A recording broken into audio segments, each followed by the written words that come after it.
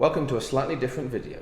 So I have a wine shop in Madrid called Madrid Darracott, and recently we've been having some conversations with clients and in the biz about prices of wines because they're all going up these days.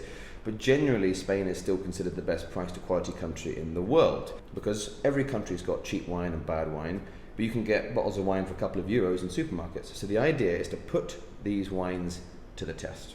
So what are the rules of this test? First things first, all of these wines are going to be tasted blind. The caveat is pretty much all of them I bought. However, I've never had these wines before.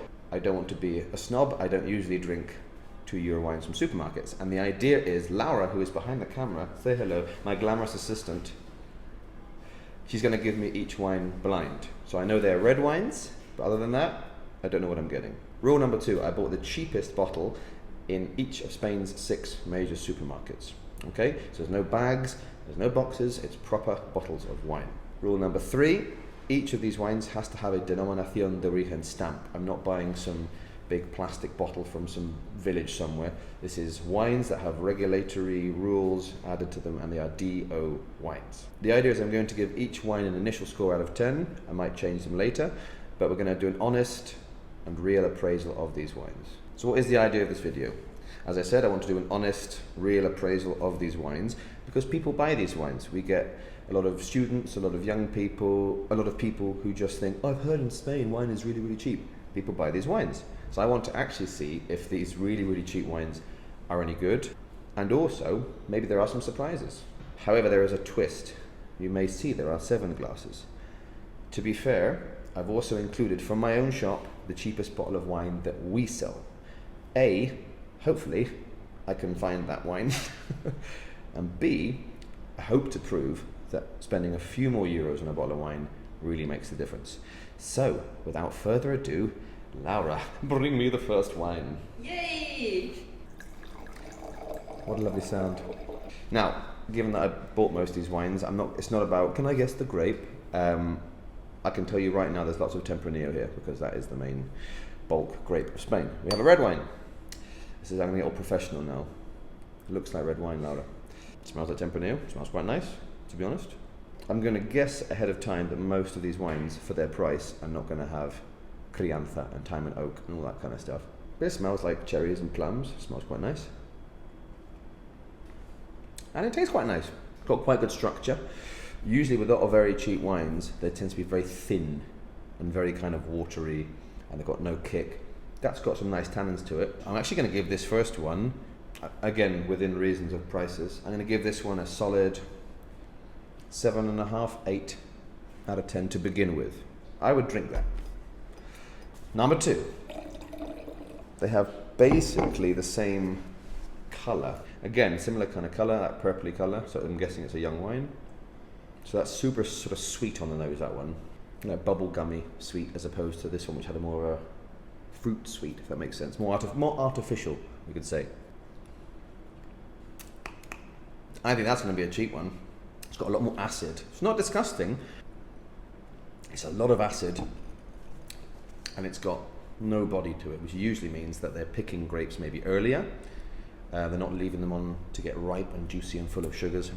And that thinness means there's probably way less tannins, so it's not been extracted as very much, it's not macerated very much, you're not giving more time to the grapes in the winery, and like low alcohol, it's just like thin.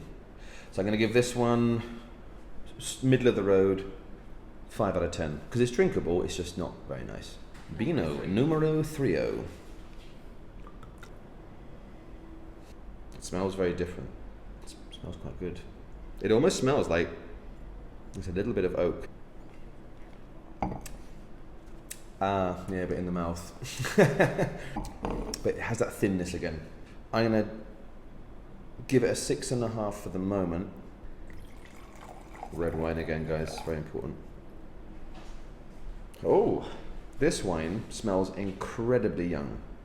I don't mean that in a bad way. It has there's a process in winemaking called carbonic maceration, which is where you have your grapes, instead of smashing them to pieces and adding yeast and stuff and violently starting fermentation, you just kind of take away all the oxygen in a big tank, anaerobic, And slowly, with the native yeasts that are on the skins, they'll start to slowly and delicately ferment. And it gives you almost like kind of flowery, sweet bubblegummy, but not artificial. It smells good. It smells like well-made wine.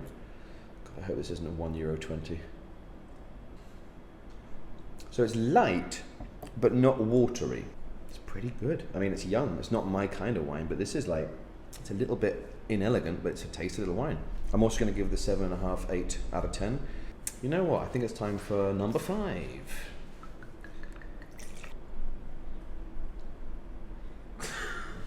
I hope that's not the wine I sell. There's a hard way to describe it. It smells awkward.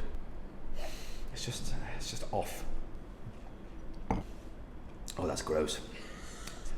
It's got like a really strong cup of tea, like chalky tannins are like just in your teeth. It's all over the place. It's like no acid, but then there's lots of acid, but not mouth-watering salivation. It's like there's tannins, but they're not well made. But there's no alcohol, so everything's just 2. It is numero 6 time. This is quite. Oh my god! Look at the color on that. That is fluorescent pink. Hello. Hello. Doesn't smell of anything. No. Lara, come here. Number 5, which I didn't like. It smells a lot, right? See. Aromatic at least. Number 6. Oh yes, what are they? There's nothing there.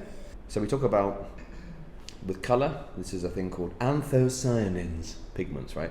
So the colour is going to give you the depth, obviously, of your colour, and that's in the skins. But also in the skins and in the juice you have polyphenols and esters, which are these chemicals, these aromas. Some of them are in the fruit, and some of them are created during fermentation. That's why you get aroma. That's why Sauvignon Blanc always has that Sauvignon Blanc-y smell. That one smelled a bit bad. This one smells just like it's hiding under a rock, like, you can't smell me. Yeah, but it tastes all right. Really boring. It's just boring. I'm going to give it 5.5 to 6 because it tastes nice, and that's more important, I think, for the normal people than, oh, it smells so amazing. Now for the final wine. Here we go. It smells quite interesting. A bit like sobre maduro, over mature, stewed, which is generally not a big plus. But there is like a dusty undertone.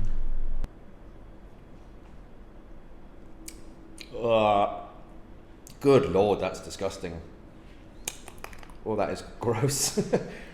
Thin, limp, acidic in all the wrong ways. I'm going to give that 3. So I have my scores, and they are 7.5, 8, 5, 6.5, 7.5, 8, 2, 5.5, 6, and 3. So I'm going to do a very quick repasso. I'm going to go through it again and just see if I agree with my initial statistics. So before Laura brings me the bottles, and I see what I'm drinking, I'm going to make a guess. Oh, I hope I'm right. 10 years of being a qualified alcoholic rests on this. I'm hoping that number 4 is my wine. Time to see what I've been drinking. The first wine, I gave 7.5 to 8. I could probably take that down a bit because it wasn't as good, but I decided not to change the scores. Let's have a look what we got. Not my wine. This is a Navarra wine. Okay, so it's not Rioja, it's from Navarra. Don't know what it is, it doesn't say. This one I thought was actually alright. This is Navarra, which is next to Rioja, which is a wonderful region. Terra de Oro is from Hipercor. This is the Corte Inglés supermarket. And Laura, you'll be surprised to know it's one of the most expensive wines today. It is €2.09. Bloody cheers to that. Number 2, okay. Libertarillo, 12% alcohol. This was 13, so that's why I liked it a bit more maybe. 12% alcohol for a Tempranillo from Denominación de Origen La Mancha, okay? La Mancha DO is the largest regulated wine region on the planet. So there's some good stuff, but there's lots of mega production, kind of crappy wines. The price of this, this was from Lidl, €1.29. This is the cheapest wine of today, and I gave it a 5. Not my wine, not my wine. Okay, Sierra de Viento. Ah, this one was bought by Laurita. Syrah and Merlot. 2 French grapes. That's probably why I thought it was a bit weird. 6.5. 2 months in oak. Okay. From Mercadona was €1.65. I'm nervous now, because this is the one I think I liked the most and consistently was the best. If it is my wine, this is a €5.70 wine. So I'm hoping I'm right. Okay, I'm going to do this blind. My wine is called, I don't know if you can see it, it's called Valcuerna from Rioja. Is it? Yes! Thank God. I know nobody cares, but I feel so vindicated right now. This is a 14%, so it is quite light. Rioja. See you later. I'm so happy. Okay, so that's €5.70. So I don't care about these. Spend more money on wine, you cheap bastards. I gave this 2 out of 10. Classic Valdepeñas. Okay, so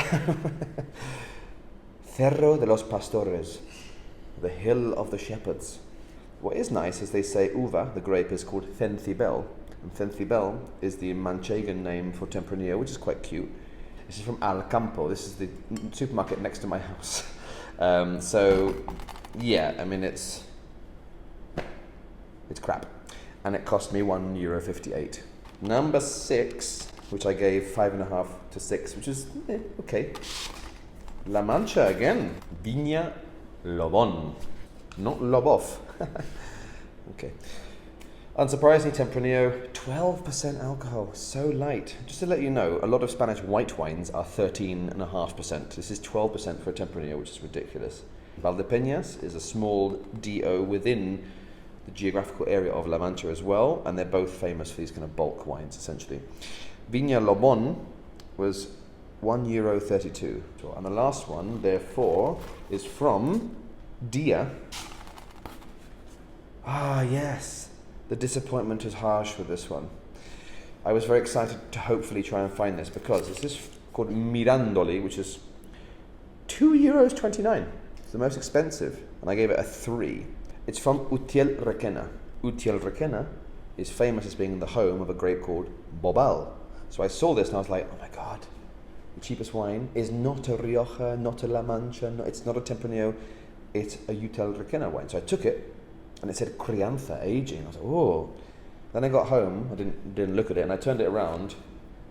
Tempranillo.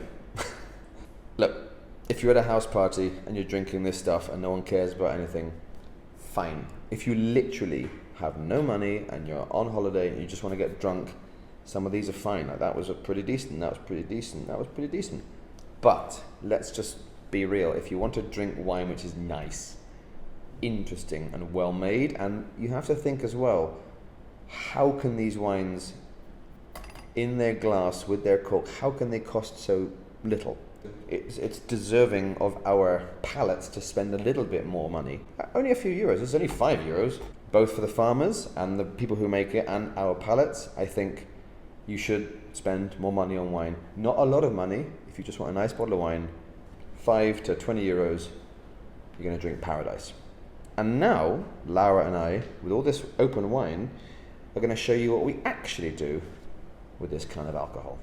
To finish this video, we're going to prepare 2 Spanish cocktails. This is a public service announcement to all tourists. Please don't come here and ask for sangria.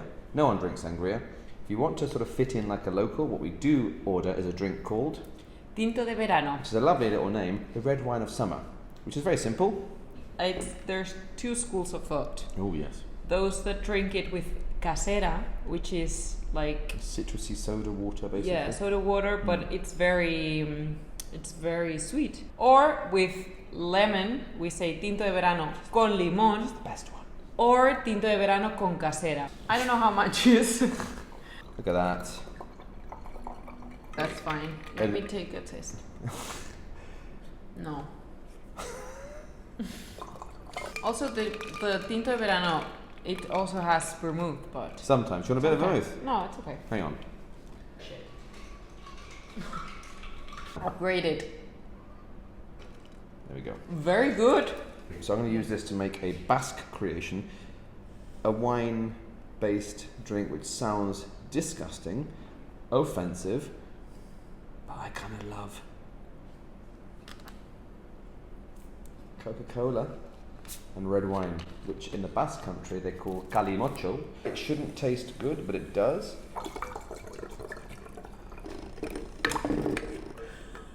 No, look, esto no lo puedes subir. No.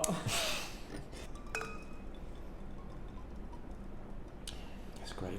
I mean, it's crap, but it's great.